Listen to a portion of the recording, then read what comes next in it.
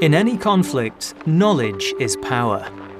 Being able to communicate effectively and secretly with allies is always a challenge, and codes, ciphers, and code breakers have played a vital role in every conflict in history. It's unsurprising to know, therefore, that during World War II, some of the greatest minds of a generation were engaged in cracking the codes of enemy communications being transmitted around the world. But it's the lasting legacy of some of this work that is surprising. This is Bletchley Park in the centre of England. Today, it's open to the public and is very popular with visitors.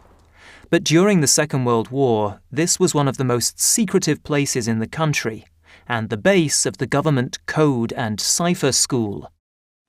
The people who worked here broadly came from virtually everywhere.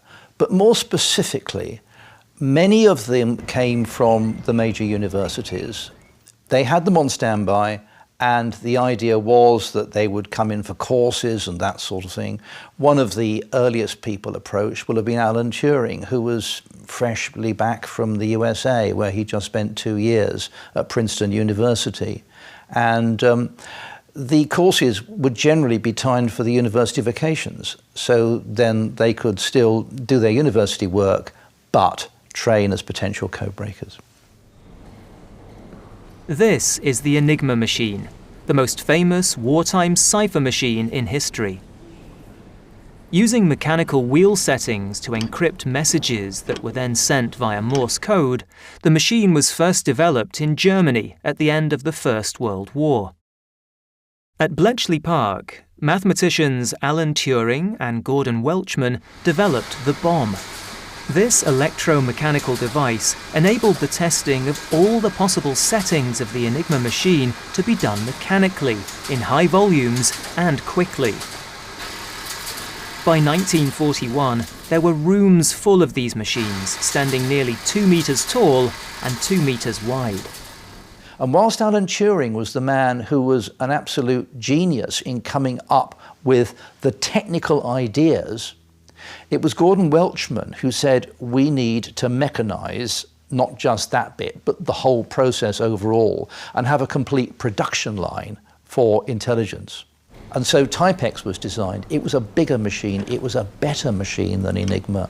It had 5 rotor wheels. Enigma only had 3. It could produce a paper tape from the side, far easier to use.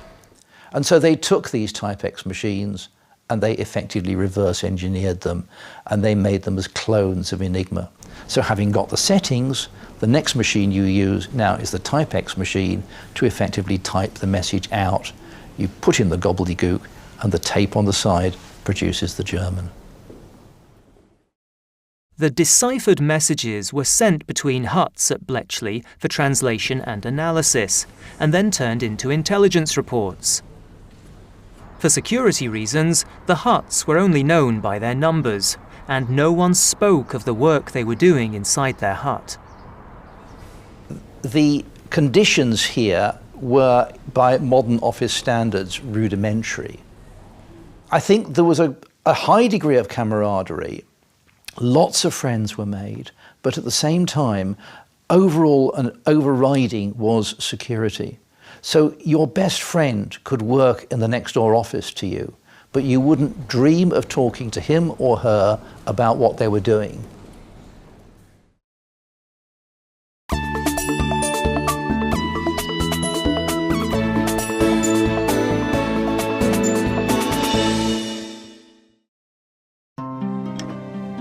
Breaking Enigma is one of the most famous achievements of the team at Bletchley.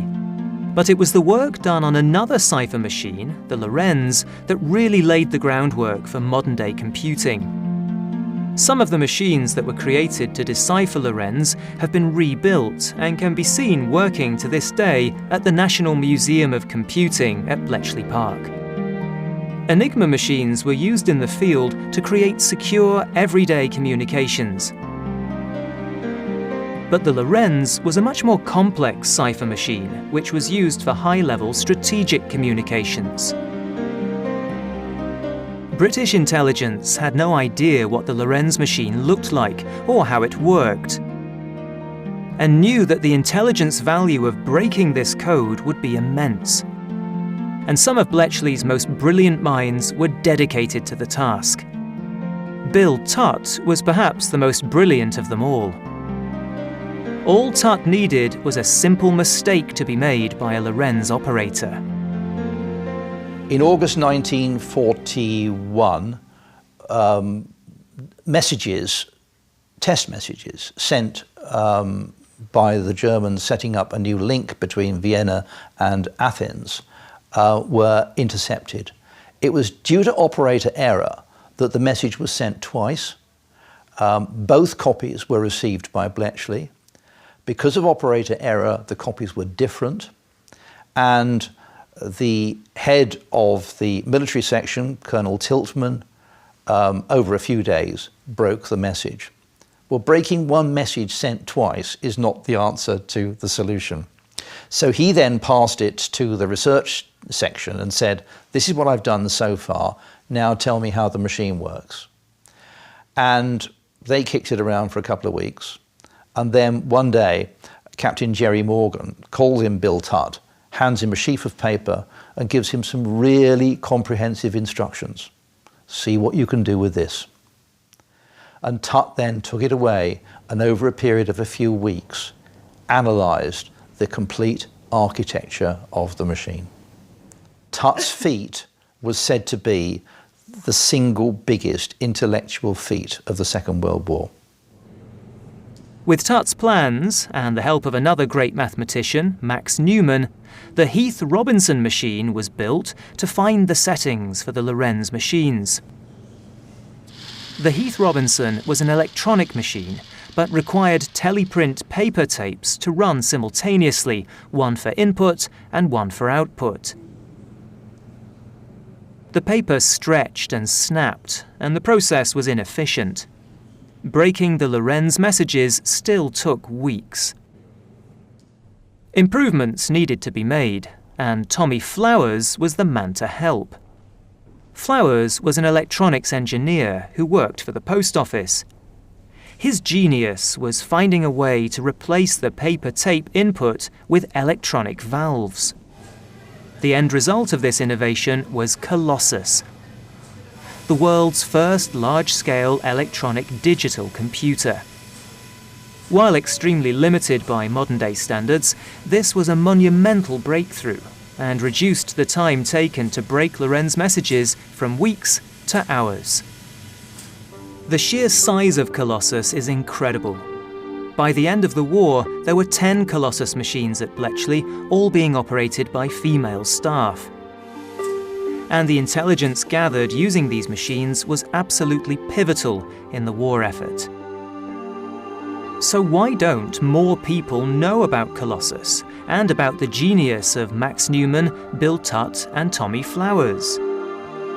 So much of the progress made in the area of computing during the 1940s was simply lost at the end of the war. With the Cold War looming, the British never revealed that Enigma and Lorenz had been broken. People never spoke of their time at Bletchley. Papers and plans were burnt, machines destroyed, and progress stalled for many years. The great minds who had worked together at Bletchley were scattered back to universities in the UK and around the world, and Tommy Flowers returned to the post office. For decades, this groundbreaking work remained secret and unrecognised. It wasn't until 1975 that the first information emerged about the existence of Colossus, and it took another 30 years before the machine could be rebuilt. It's impossible now to imagine how different the history of computing might have been if the veil of secrecy had been lifted in 1945 and these great minds had continued to work together.